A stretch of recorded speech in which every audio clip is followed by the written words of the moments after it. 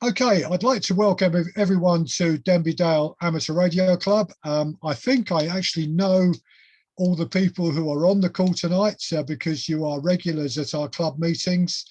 If I've missed someone coming in there, Ian, you've let them in, then that's absolutely fine. We have welcomed new people to our club meetings ever since we started weekly Zoom meetings in the first lockdown at the beginning of April 2020, and everyone is welcome to attend our meetings and to take part in our discussions. You don't need to be a member of our club to do so. So welcome everyone to the meeting. I'd like to give a big welcome to Don N4KC. I think Don does know this, but it was Frank Howell, K4FMH, who's spoken at the club a couple of times, who said to me, have you ever had Don Keith speak at your club meeting? Because he's written some fantastic books on amateur radio related subjects, and he's particularly good. He's written one on amateur radio jargon and acronyms, and he would be a really good speaker for the club. So Don, I'm thanking Frank for the putting me in touch with you and the suggestion to invite you tonight. And I think when I did an introduction a couple of weeks ago, Don, I did refer to the fact that you're also not just a writer on non-fiction stuff like amateur radio, you also write fiction books. I think from your bio, you've got now more than 35 books under your belt. And someone in the pre-meeting here was just discussing the bit of silliness that was taking place off the Crimea, Ukrainian coast this afternoon between the UK and Russia. You've written a series of books about called Hunter Killer, aren't they? And a movie was made of that name a couple of years ago. I think 2 or 3 years ago it came out, based on one of your books about a US submarine and potential threat to the world with various stuff that went on. So a big welcome to you, Don. And when I did the introduction a couple of weeks ago, a couple of people did say that one of the things that they've done a lot of in the last 12 months when we've been suffering through lockdowns is read a lot of books and a lot of fiction, and a lot of us, and I'm one of those, do enjoy thrillers of the type that you write. So very big welcome to you, Don. And I'm not going to say any more. Going to hand the microphone over to you, and obviously you have to unmute and fire away.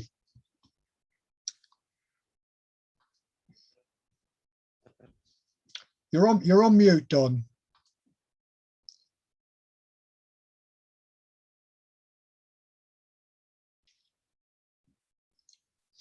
We still can't hear you. Still on mute. That's it. That should have done it. Yep, that's great. Very good, Nick. Thank you very much. And let me say, first of all, I appreciate you inviting me, and it's great to meet everybody on the group here. I'm going to go ahead and start this sharing process because you never know if it's going to work or not. So far, so good. And if I can do that. Yeah, I guess Frank K4FMH recommended me. I guess I've got to give him the obligatory agent's fee of 15% of what I'm getting paid to be here tonight. So at any rate, good afternoon and good evening from Sweet Home, Alabama in the southeastern USA, where the temperature right now is 30.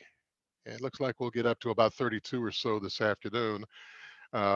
I did want to say too, my wife and I had the pleasure of visiting your area a couple of years ago. We took one of those bus tours where you get on a bus and you see all the wonderful sights out the windows of the bus. They don't stop for anything except hotels at night. And even then, you got to have your luggage outside your room at 4:30 to get ready to go the next morning to wherever you're headed. But we took the big circle tour around out to Cardiff and then over the water to Waterford Crystal, where my wife spent the equivalent of a nice HF rig and had it shipped home. Unfortunately, it was Crystal and not HF rig. Then up through Dublin and Belfast, across the water again to Edinburgh, my ancestral home around Lake Lomond is where all my, not all of my relatives, but a lot of my ancestors originated.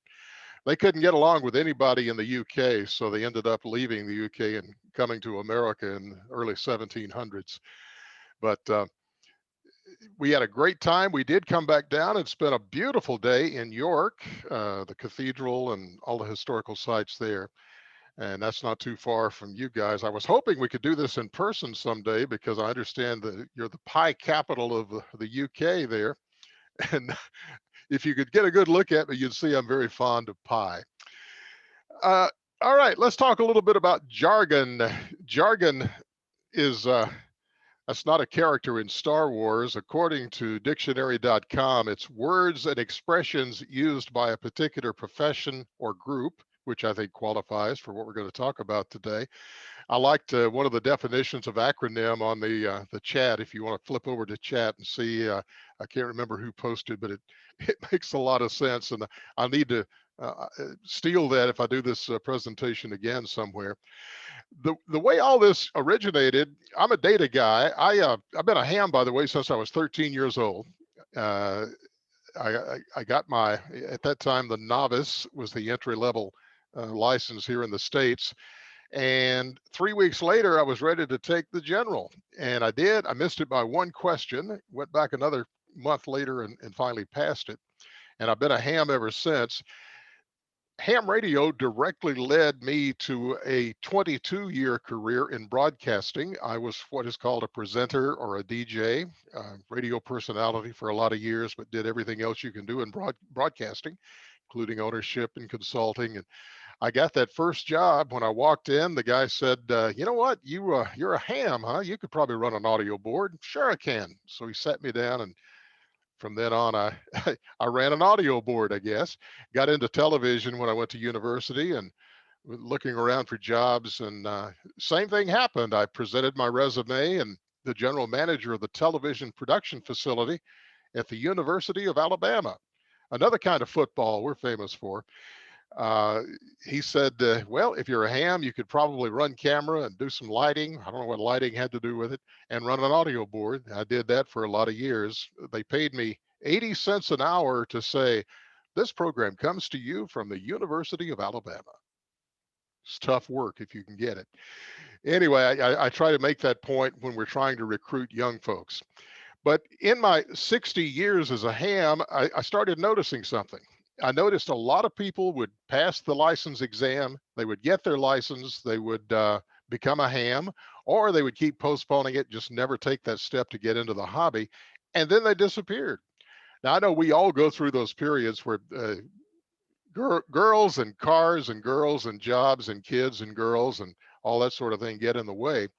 But these were people who were serious enough to take the test, study for it, pass the test, and yet never got on the air. Or if they did get on the air, they would rush out and buy a little HT, especially now with the Chinese HT, which here in the States you can pick one up for $35 American dollars, and that gets them on the air all right. But they don't have a necessarily good experience with a hobby because they can't hit the repeater. Nobody will talk to them because they can't be heard. They take the HC, throw it in the closet, and forget about it. Well, after my career in broadcasting, I worked for the company that does research on radio listening, the Arbitron company, and became a data guy. Also did software for media for a lot of years. And being a data guy, I decided to start doing my own little informal survey about what was keeping people from diving deeper into the hobby. Why were we losing people who had developed an interest and we had managed to recruit? And I came up with generally 4 or 5 typical reasons that most people gave for not diving deeper into the hobby. Number one, not necessarily in order, but one of the first ones was they're just unsure how, once they got the license to assemble a station, how much it was going to cost to put all this together, how to make it work. And that, of course, explains why they buy the simple little HT. You've got a transmitter and a receiver inside one tiny little box with an antenna, a rubber ducky, a dummy load attached. And that's why they don't have a very pleasant experience necessarily with a hobby when they get started. Cost, believe it or not, is still a big negative for a lot of people. I explain if your hobby happens to be fishing or golf, be prepared to spend a lot more on that than you ever would on ham radio. Well, some people do. Yeah, as you know, you can buy a very, very expensive station if you want to spend that much money. Number two, and one a lot of us don't think about, are antennas. Of course, my motto is any antenna is better than no antenna. But it seems like a lot of newcomers are being told by some of us old timers that you got to put up a 5-element wide spaced beam if you hope to have a good experience on ham radio.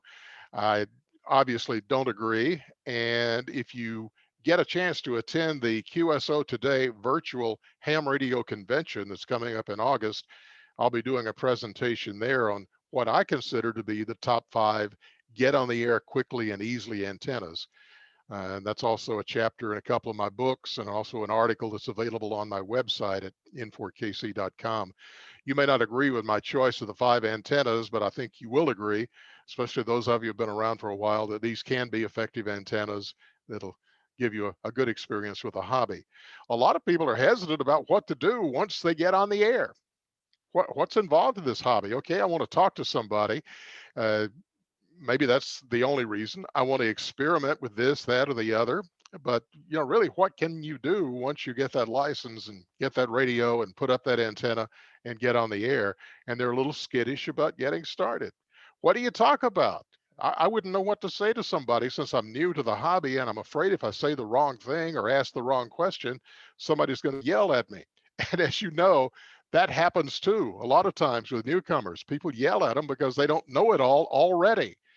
My big point is a ham radio license is a license to learn. If any of you knew it all when you started, let me know. I didn't know. I still learn every day. And as noted previously, I've been a ham for 60 years. I'm still learning every day. And believe it or not, one of the big stumbling blocks for a lot of people is a fear of learning the language of ham radio, the jargon. Our hobby has been around officially for more than a century, more than 100 years. And like anything else, we're going to develop a pretty considerable language. Well, I decided to do a book, Get on the Air Now, that would address those roadblocks that I had found that a lot of people were running into, with jargon being one of the primary things. I placed within that book a dictionary. I was surprised to see that there's not really a dictionary of ham radio terms out there that's concise, that has links to other sources of information. There are quite a few electronic dictionaries available online, free of charge. So I deliberately didn't put a lot of technical terms or electronic terms in the book. I primarily tried to use terms that people would run into on the air.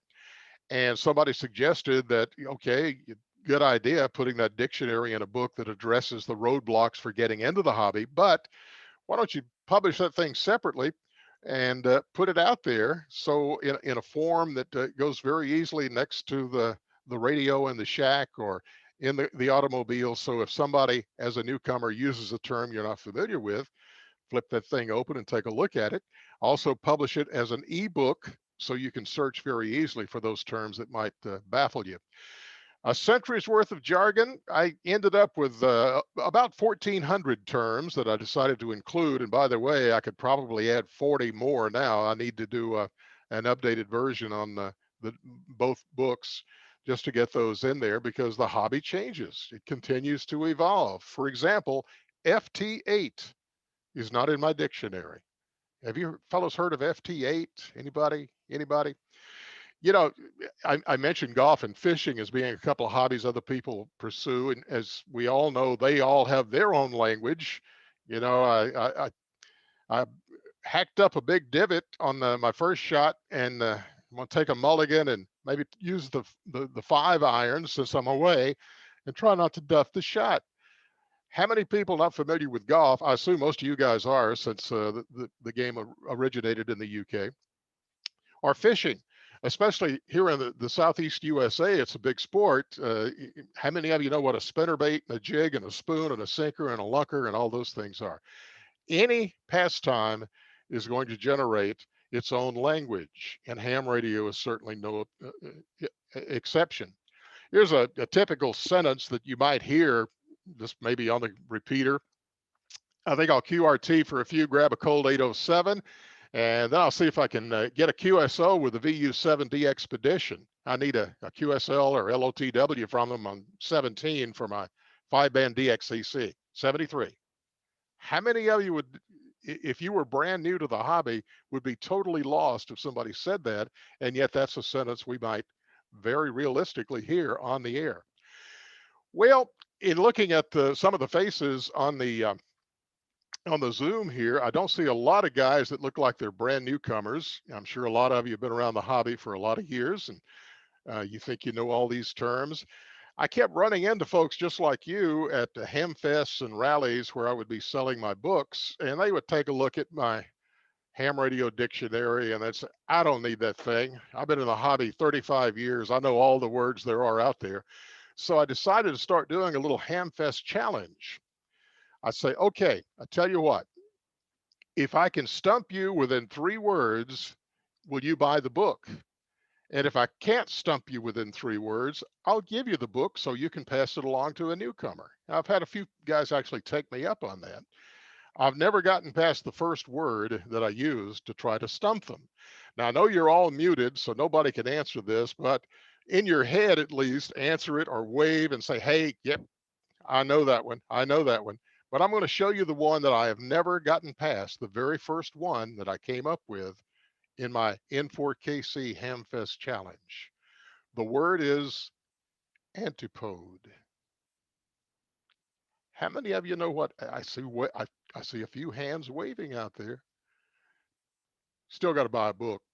Antipode are the 2 locations at exact opposite locations on the planet. A point as far away from your location as it can possibly be and still be on planet Earth. In my case, sitting here in the Southeast USA, that's out in the middle of the Indian Ocean. I'm not sure what it is for the UK, but it's the exact opposite point in the world. How does that apply to radio?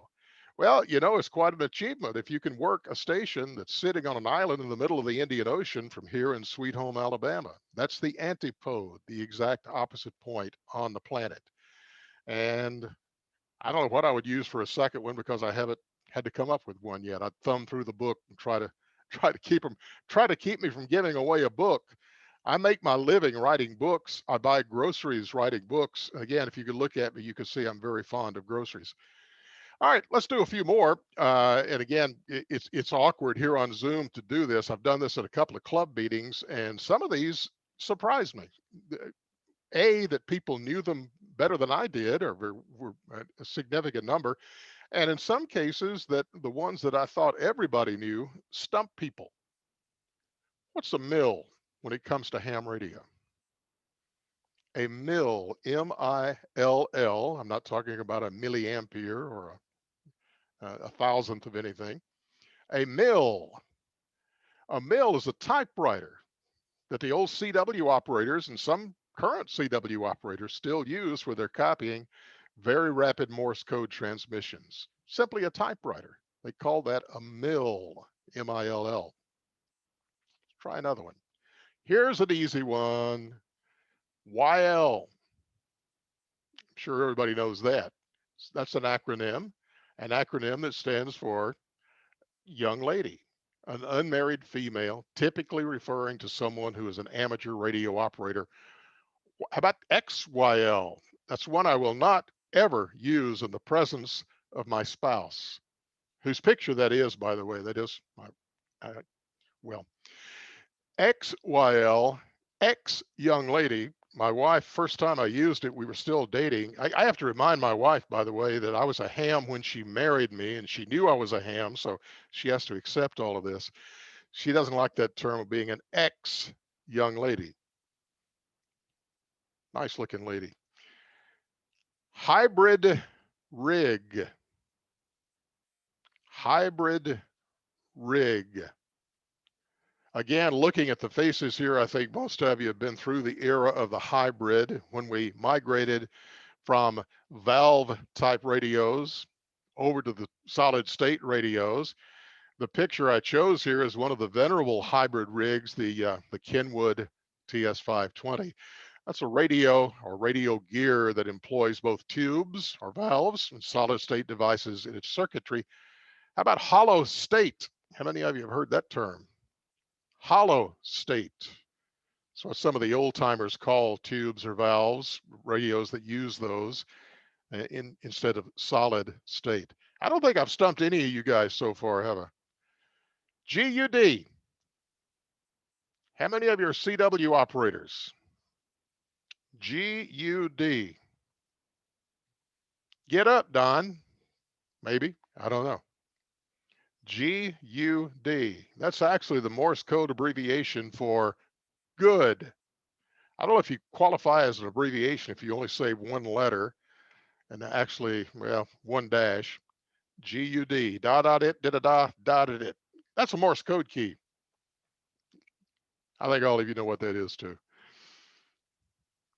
CEPT agreement. CEPT. CEPT agreement.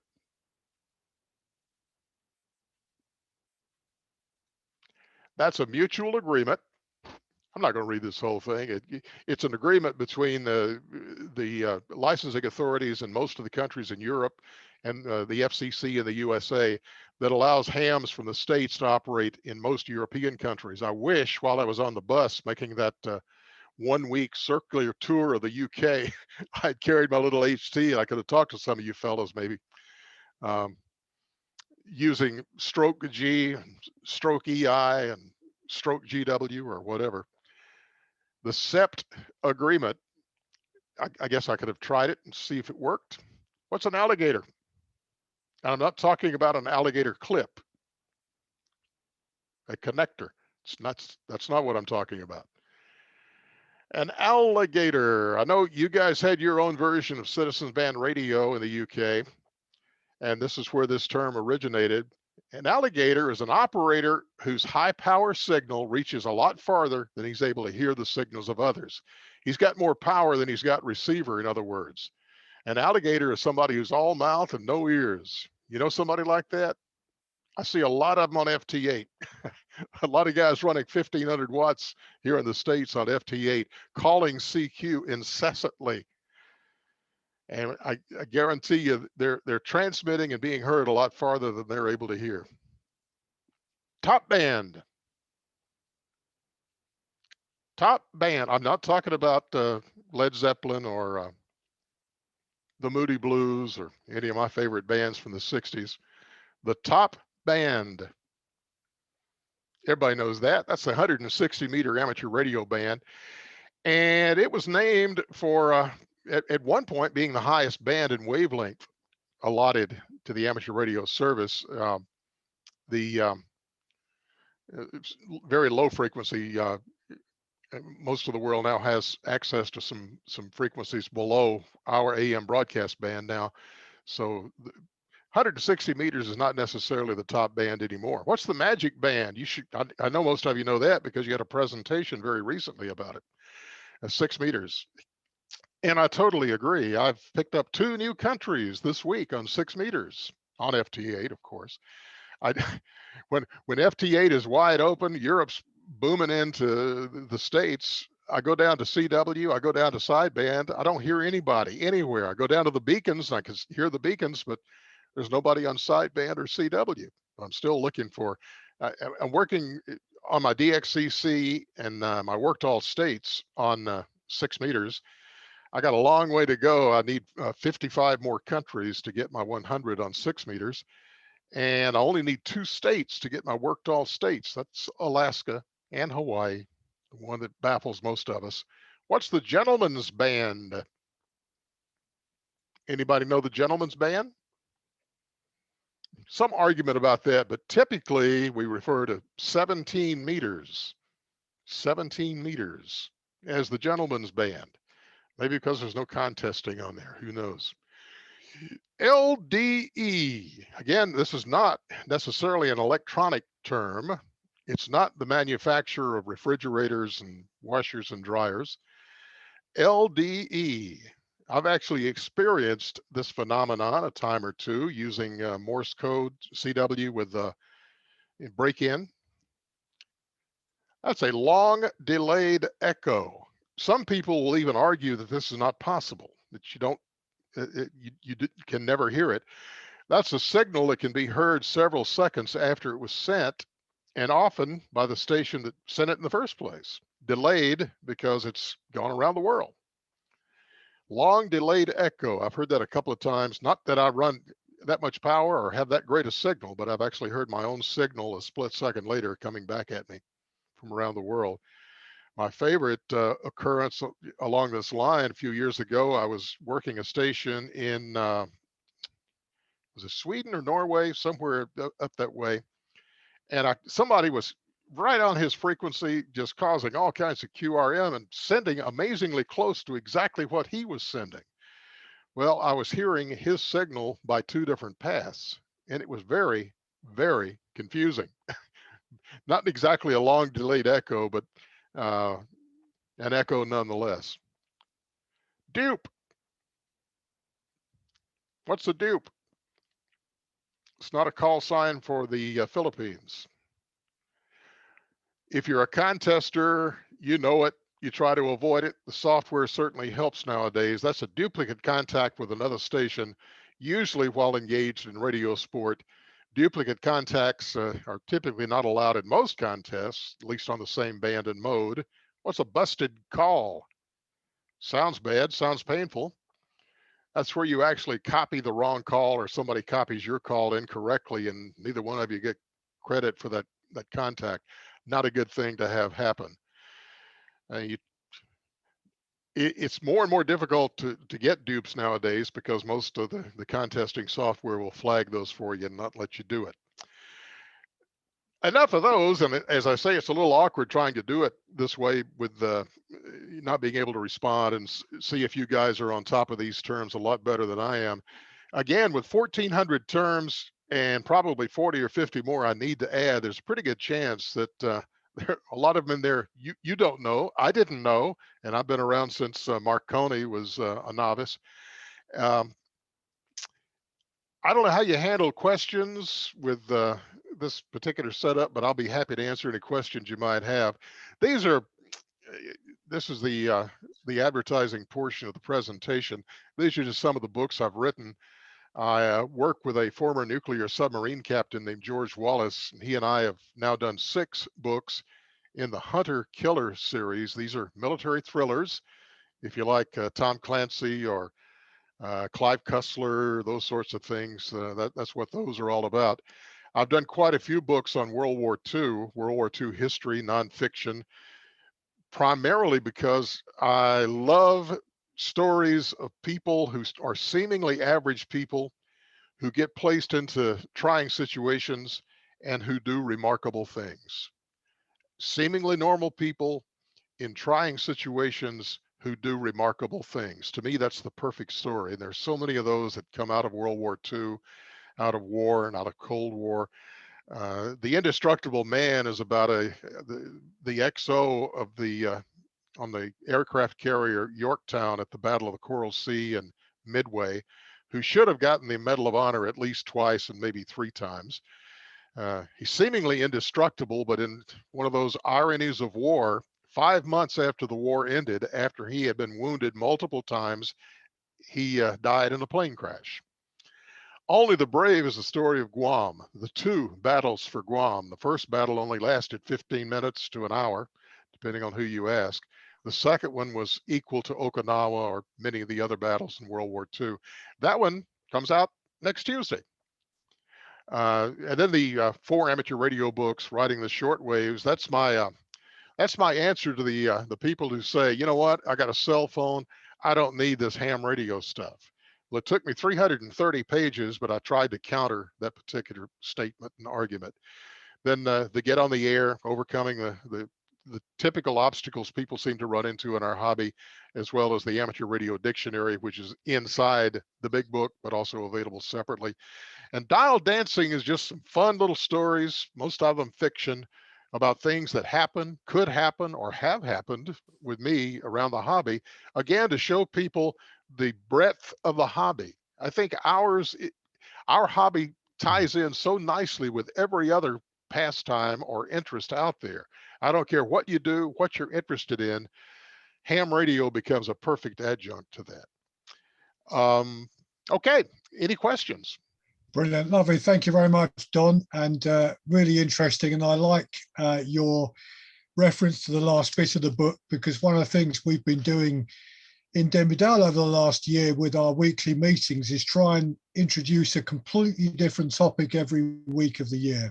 So we've introduced some people, and there are one or two people in the room who started the year without a radio license and have got their foundation and now their intermediate license, and have told us how much they've got and how much they've learned from these meetings. And I agree with the point you made, Don. We can all learn something every day, and very interesting.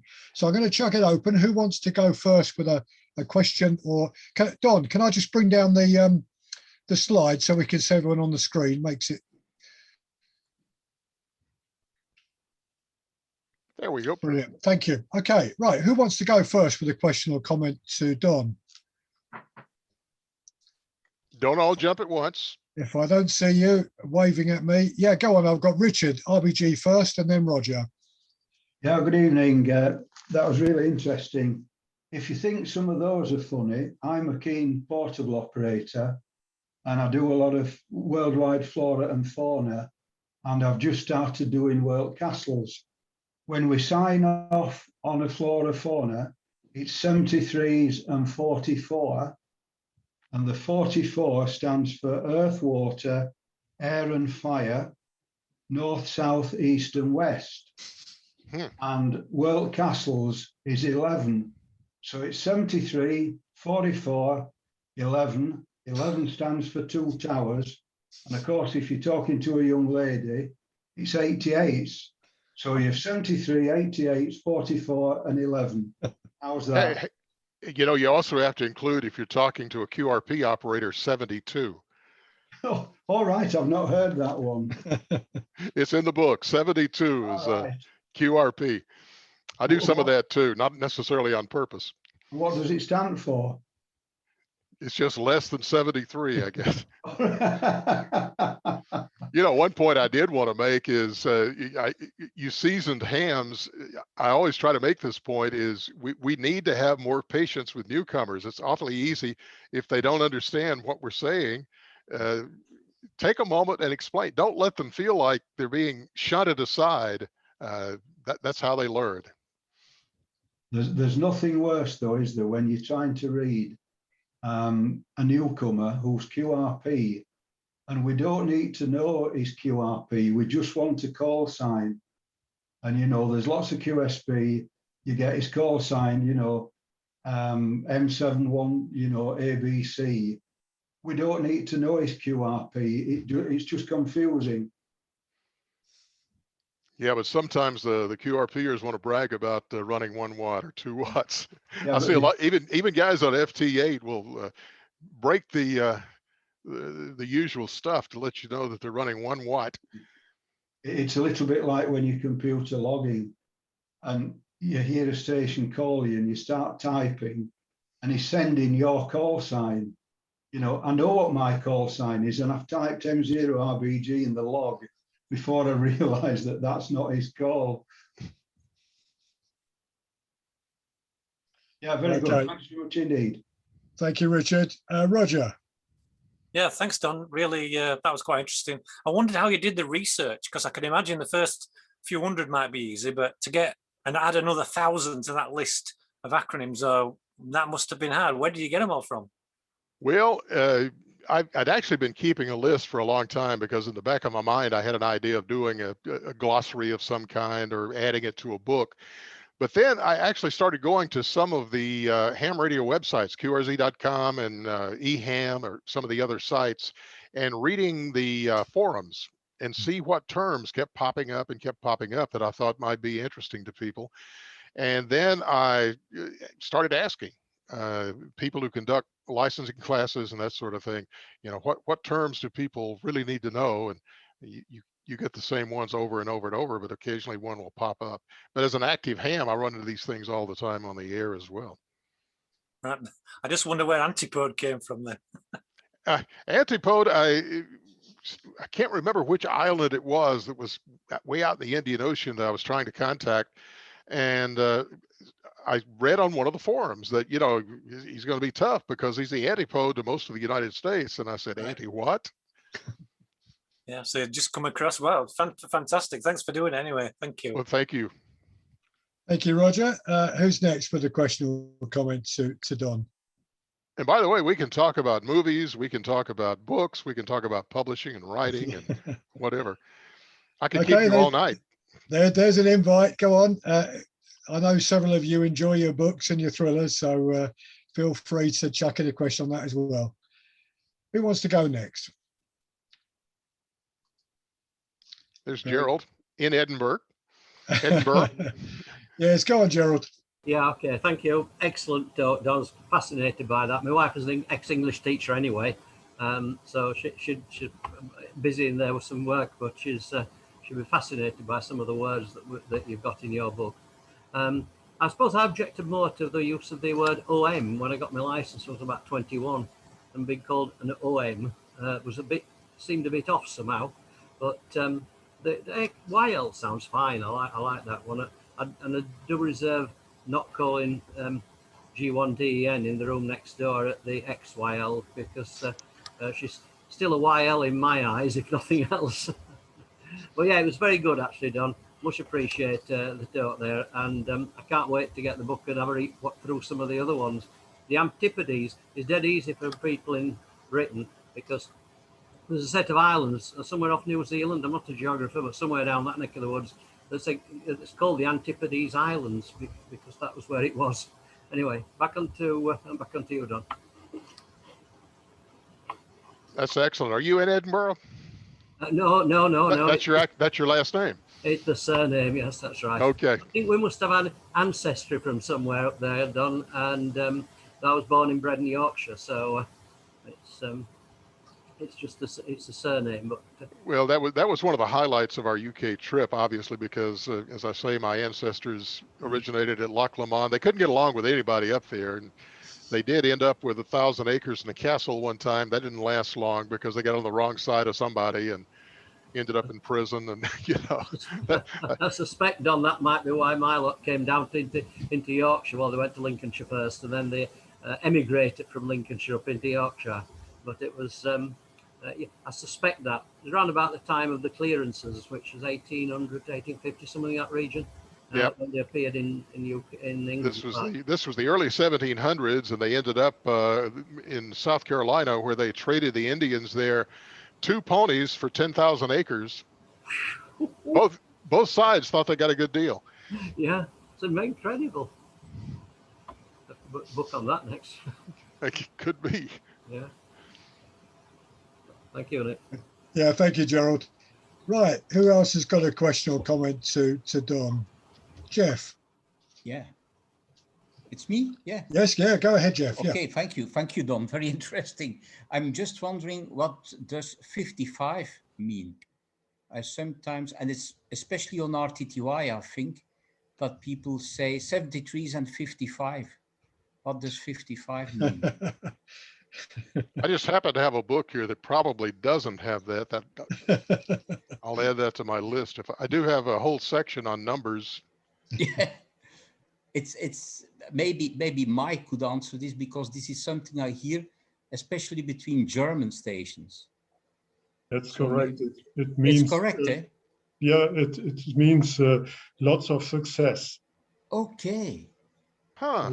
Wish you all the very best, so to speak. Okay, 55, yeah. Okay. Here's one I didn't know, 33.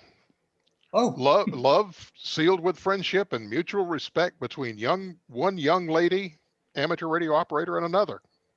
That's according to the Young Ladies Radio League, YLRL. Okay. Never heard that one. Well, of course, you all know 99, don't you? Get off the frequency at once. Normally people tell me that in a whole more colorful way, especially in contests. We own this frequency. We meet here every morning at 9 o'clock. Get off my frequency. You know, you do know, Mike, that a 99 is an ice cream in the UK. It's a whippy ice cream with a chocolate bar in the top, and it's called a 99. Didn't know that, but it sounds much nicer. I should be making notes here. These should go on the list. Thank you, Jeff. Thanks, Mike. Right, anyone else with a question or comment to Don? I did want to say Nick, you were kind enough to mention that one of our books was a major motion picture with Gary Oldman and Gerard Butler. And it was actually shot in the Scottish Highlands and on a soundstage in London, where they actually built a complete model of a Los Angeles class nuclear submarine, thanks to the US Navy, who was kind enough to share actual blueprints and pictures of the control room of a nuclear submarine. Now, I'm sure the Chinese and the Russians had the same copies and didn't learn much from our particular movie, but they built this soundstage on a gimbal, that control room, so they could do the diving and surfacing and all the maneuvers of a submarine. But we're kind of proud. We had 2 Academy Award winners in our movie. Gary Oldman, who played Churchill, won the Academy Award, and Common, who was a rap star, who won the Academy Award for doing the music for a movie, not ours.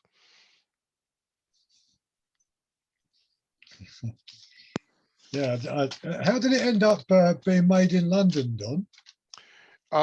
Originally, it was going to be all shot in Alaska. And then we have a thing here where the states will give tax breaks to the movie folks to have them come shoot a movie in their state.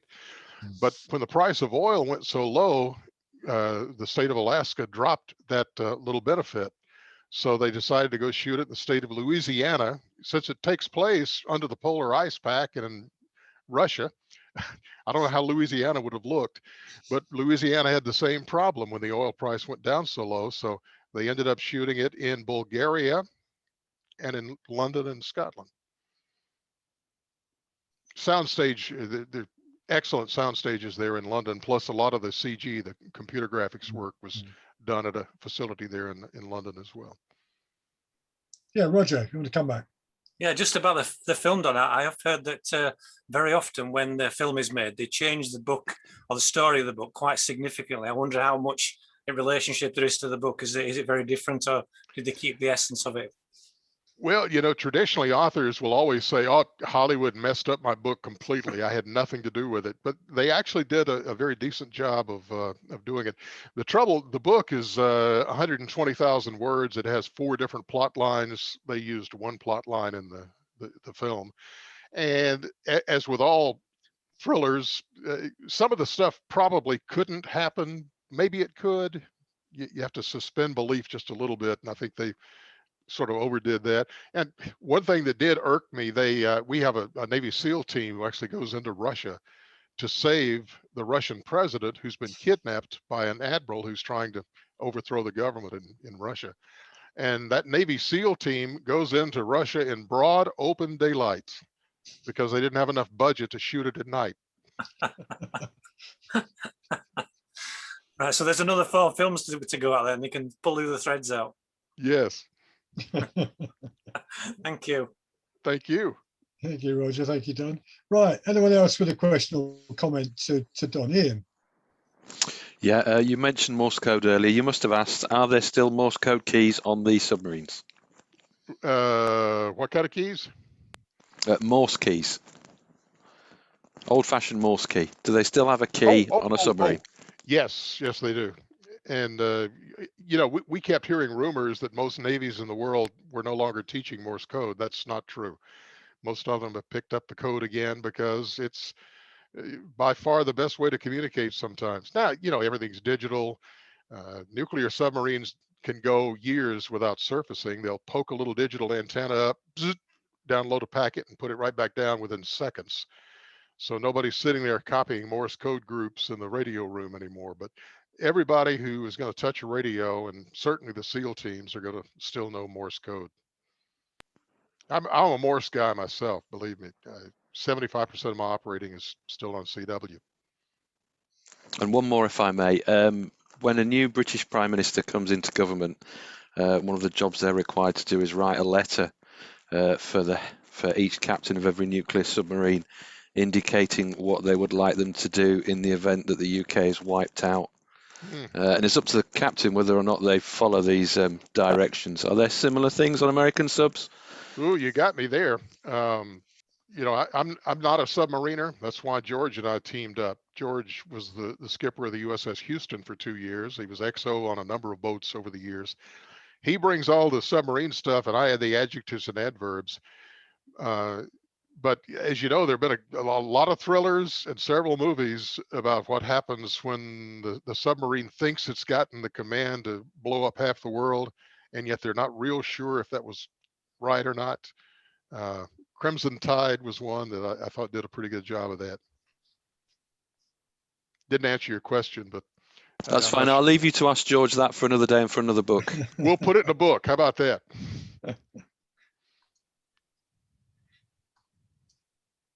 Okay, brilliant. Thank you very much. Right, who else? Yeah, Richard, 2E0JFH.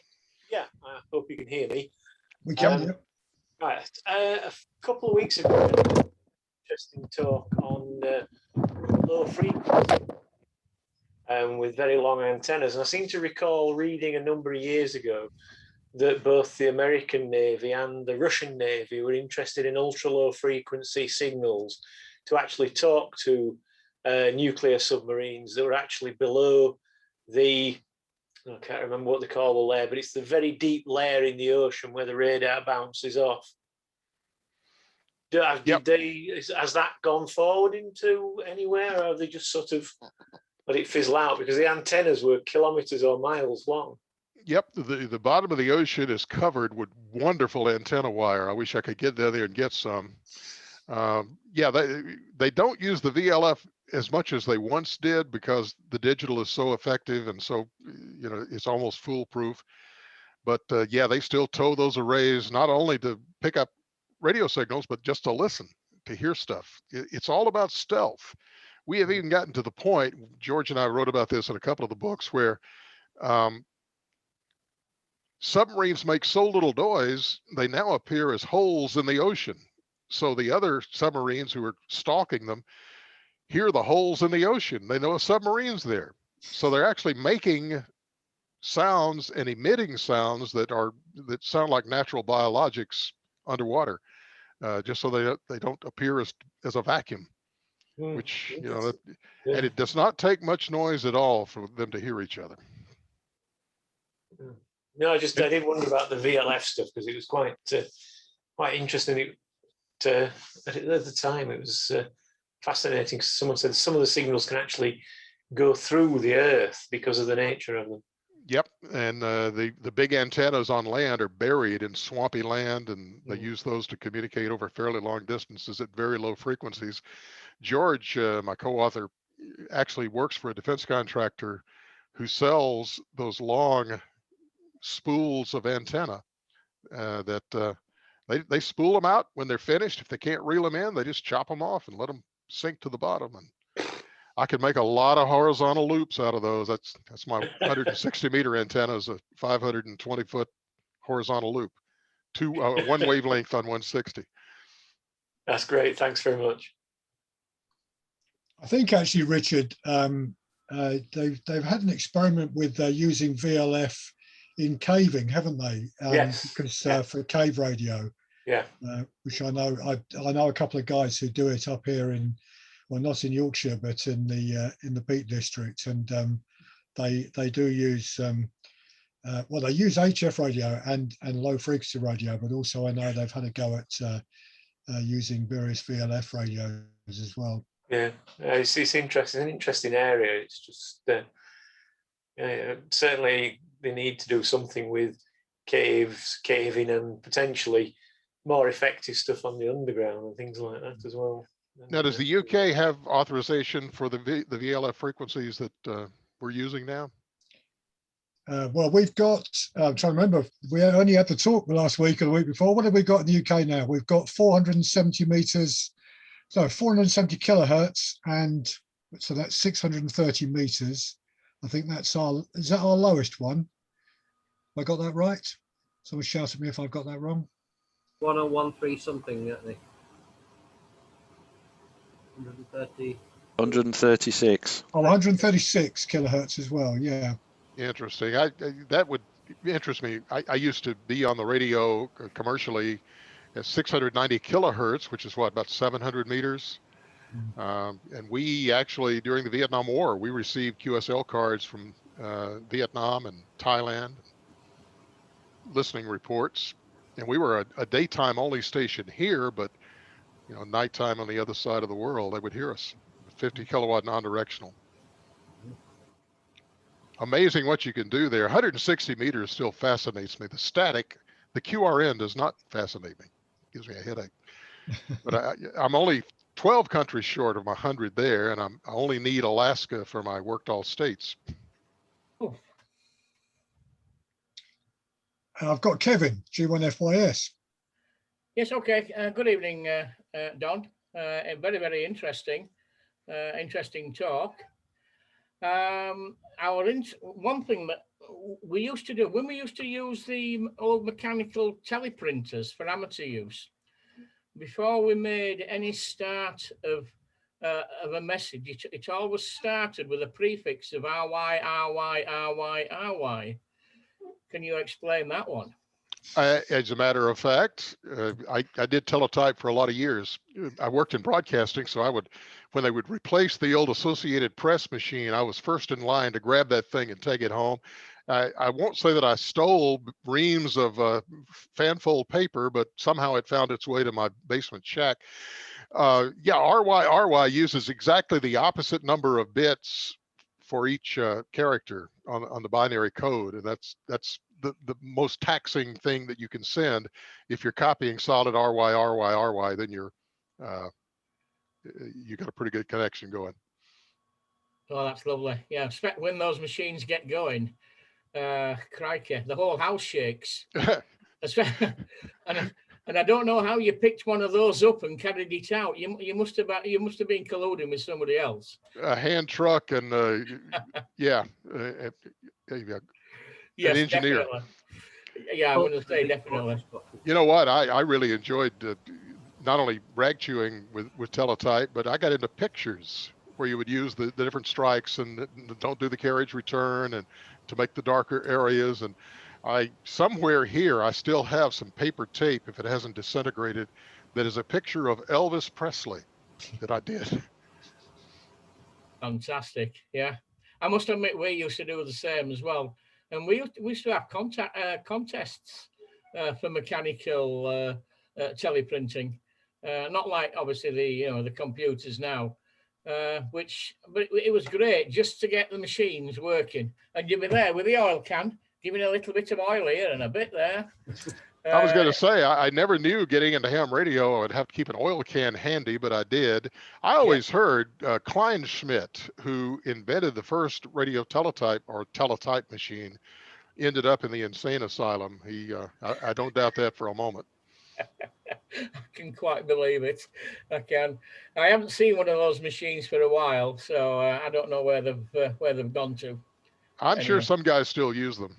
Possibly, yeah. Well, yeah, the situation there where you said that they do carry Morse keys in submarines, they probably do teleprinters as well.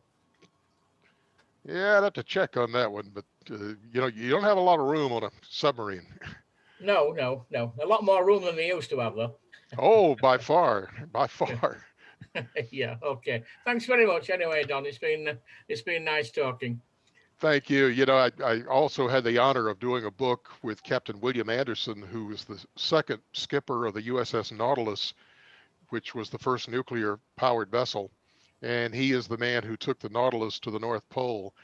And he talked about they actually used, Hyman Rickover, the father of the nuclear navy, used an interior designer to design the inside of that submarine. And all the old diesel boat sailors used to give him a rough time, the guys who served aboard those ships. You can still go aboard the Nautilus, by the way. It's in Groton, Connecticut at the Subforce Museum there. And it doesn't seem that much bigger because they have so much of it partitioned off, so you can't touch a lot of the stuff. But if you've been in a diesel submarine and then you walk into even the Nautilus, it's like being in a gymnasium compared to closet. Fantastic. Okay, thank you very much, Kevin. Anyone else with a question to Don? I told you I could talk about anything, and if I don't know the answer, I do write fiction, you know. Oh, dearie me. Yeah. No, but I, in all seriousness, Don, I think you've said something tonight which I really take to heart, and I think we all must do, that we do get not just young people, but older people interested in the hobby. And there is a very real danger that they walk away from the hobby because we just don't manage to involve them enough and make them feel that they can ask any question and not feel daft about it. And we've tried a couple of times in the club meetings here to say to people, look, if you're new to the hobby and you've got a question to ask and you think it's daft, don't worry, either stick it in the chat or stick your hand up. You know, someone will be delighted to try and answer your question, because, you know, we genuinely do not want to lose people that are fascinated with technology and science and radio waves. It's so fundamental, isn't it, to everything in the world? Well, this is something I say quite often. I've actually heard hams say, you know what, if they're interested, they'll stick. If they're not interested, goodbye to them, let them go. That's a very cavalier way of treating somebody. It's just common decency says if somebody's interested in the hobby, if they're curious, if they want to go into the hobby and learn more, let's do whatever we can do to help. At least don't chase them off. Send them on to somebody who can help them and is willing to help them. And you also note that, you know, we're trying to attract young people. I think that's great, because then we're going to have them around for 60 or 70 or 80 years, maybe longer, as people live longer. But at the same time, I think we're ignoring a huge potential group of folks, and that's guys my age or just a little younger who are retiring, who have more time, more disposable income, not a lot more, but and they're looking for something to occupy that time, and they can really, you don't have to be in the top shape, obviously. Looking at me, you don't have to be in top shape to do it, as you do in many other pastimes. So let's go after some of these old geezers too. Don, we've got a few of those in our club who have joined and have made a point of saying in previous meetings that they got into amateur radio after they finished work and retired, and were looking for something to engage them and something they could do from home and something that would give them enjoyment. So we have got a number here in the room tonight who have come exactly down that path. So you're quite right. I don't think we should be afraid of people of any age who want to be getting involved in the hobby. I think it's great. That and the other big conflict I see is a lot of guys will say, you know what, this is a technical hobby. If they don't want to learn to become an electrical engineer, they really shouldn't be in the hobby. Or the test is too easy. We're just letting anybody into the hobby. And I always challenge these old timers who say the test is far too easy. All right, go online and take that extra exam, or take that general exam or the equivalent in other countries, and see if you can pass it. So far, none of them have come back and said, yep, I took it and I passed it. I'll never hear from them again. Yeah, we get exactly the same in this country, Don. We you know, we've got now 3 license classes, and there are people who say it's just way too easy now to get a radio license. And that just strikes me as being completely bonkers. Well, I always point out when I got my license, they hadn't invented AC yet. I just only had to learn DC. I've got a question pop up on the chat from Ian, and I think it came up in a meeting a few weeks ago, actually. Why is an Elmer called an Elmer? I don't know, but I just read yesterday that the American Radio Relay League is trying to distance itself from that term. And I guess Elmer is kind of an old-fashioned sounding name. If anybody's named Elmer on here, I apologize. But yeah, I've always wondered, and nowhere have I been able to find. It's in the book. I just say what it is. I don't say where it originated. Yeah, I think we did. I'm sure at one of our meetings, one of the chats, either in the meeting or afterwards, it came up and people were asking, where did it come from? And we just, no one knew the answer to it. I didn't even know it was an antiquated name until somebody mentioned that. Maybe that's the reason the league is not using it as much. I'm proud of my Elmer. He was a rocket scientist, literally. He helped build a rocket that sent the men to the moon. That's definitely something to be proud of. Right. Anyone with a question, a final question to Don, feel free to speak up. Another quick abbreviation. Yes, go on, Kevin. So you hear it quite regular, and it's not being facetious or anything like that, but you'll hear people say, "Wait a minute, the station manager wants me." You've probably heard that one, you've probably heard that one before, Don, or the station administrator. In other words, it's the missus, yes. I have not heard that. At least in amateur radio, I heard it plenty of times when I was in broadcasting. We had what we call the hotline. That would go directly either from the station manager or from the program director. And if the hotline rang while you were on the air, you know you had just done something terribly wrong. They wouldn't even wait till I was off the air to jump on me. But I'm sure that's the same sort of context. Not quite, Don. It's I think what Kevin's talking about, someone mentioned it in one of our discussions. We were talking about putting up large antennas in their gardens and planning permission, all that stuff. And someone said, forget all the planning permission stuff. If my station manager tells me I can't put up that antenna, it can't go up. Would that be equivalent to an XYL? Correct. Correct. That is a very common term in the UK. We hear it all the time. I put up a 40-foot tower and a hex beam, and my wife said, "That's not the way you described it looking." That was not a good thing to hear. Of course, I told the neighbor kids when I had the hex beam, I was putting it together still on the ground. I said, "That's a rose trellis." They bought it.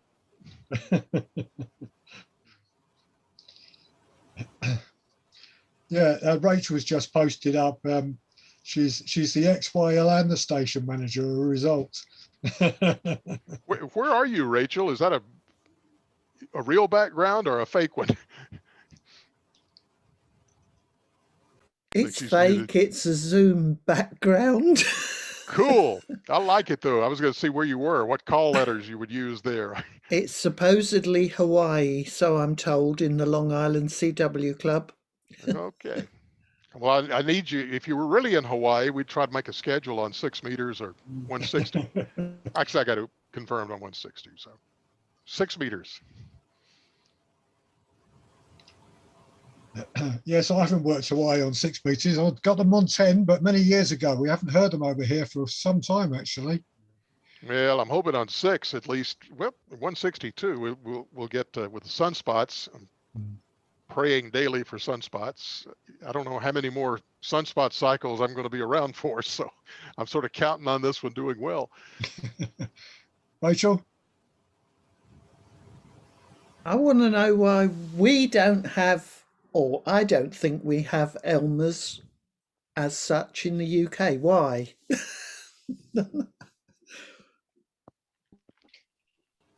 Why we don't use it as a term, or why we don't have Elmers as a general why we don't have them. I mean, every person you speak to in the States seems to have an Elmer. And we don't. Well, as far as I know, anyway. I had one, and a famous one. Who was that, Jeff? Oscar November 4, Uniform November. Wow. With his books about 80-meter men and so on. John, unfortunately, he died a couple of months ago. I had the pleasure of working him quite a few times. On one occasion, his amplifier blew up while we were. He probably knows how to fix it. Absolutely, absolutely. I do have a great guy. Yeah, Low Band DXing is a classic book. I have it right there. Refer to it often.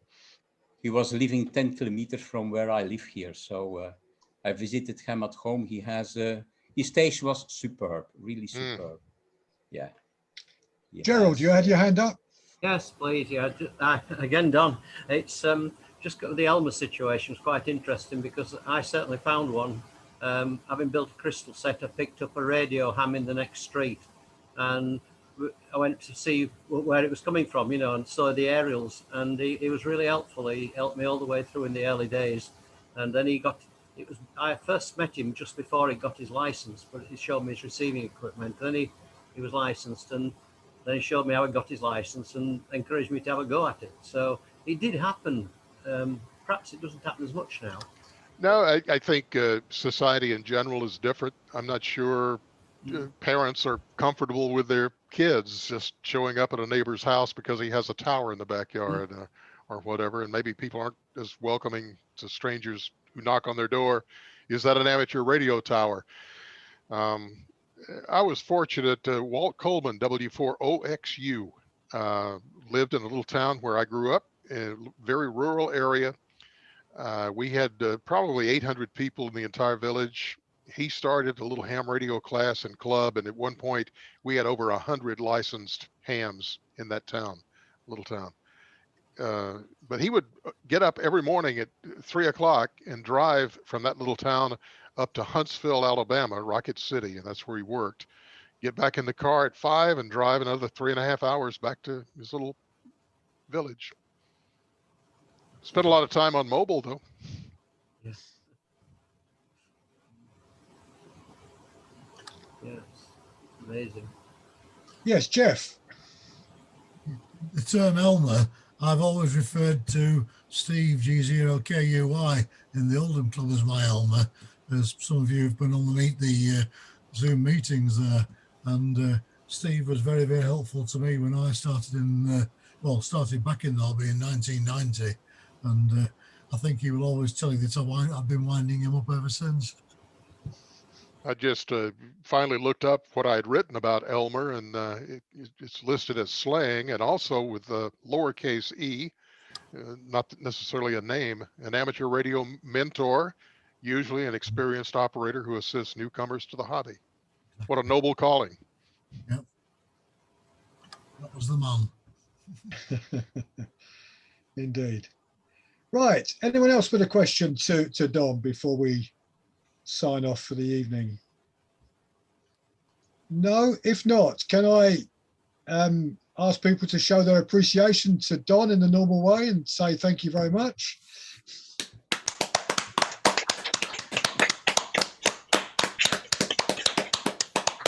Thank you so much for having me. I really did enjoy it. Yeah, thank you, Don. It was really good. I really enjoyed it. And hopefully one or two people will be inspired to go and have a look at your website. I was very impressed. There's some great ideas in there because, you know, we are trying to, as you said, particularly some new people coming in the hobby, to steer them away from thinking it's going to be fantastic when they get their Baofeng radio and they're going to be able to hear all these people chatting and find it a great off-putting experience. And I then own get one terrified. here. I own one. Yeah. I don't object to a Baofeng at all. But No, but it's about trying to broaden it out a bit and show them that they don't then have to invest, you know, £1,000 in a radio and another £1,000 in an antenna to go and have a play with the hobby. We can do things a lot more simply and get a lot more from it. And it's something that I'm very passionate about, and I can sense from your writing on your site, Don, it's you share that same passion. Yes, absolutely. And I see you're also a great fan. I did notice when I looked at your websites a few weeks ago that if I remember your 5 best antennas, one of your favorites has been one of my go-to favorites for many years, and that's the horizontal loop antenna, which I've had great results with using one of those. I've done about 50 articles for various websites and the books, and that is still the most requested reprint that I get is for the horizontal loop article. It's still up. It's a challenge to keep it up sometimes. 160 meters worth of copper wire. And with our thunderstorms here in the Southeast, I've spent a lot of time up to my ankles in rainwater unplugging that thing in the middle of a lightning storm at 3 in the morning. Yeah. Well, thank you.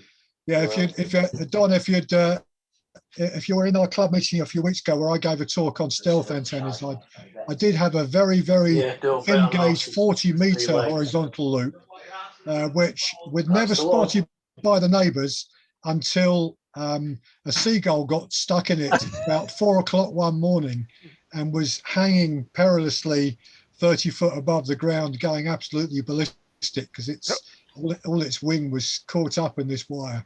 Well, mine is extremely stealthy. The tree surgeons who were working on trees on my neighbor's lot didn't see it, and they chopped one down on my loop. That's the only time it's ever actually, well, a little pine tree came down on top of it one time too. Ended up having to splice it back together.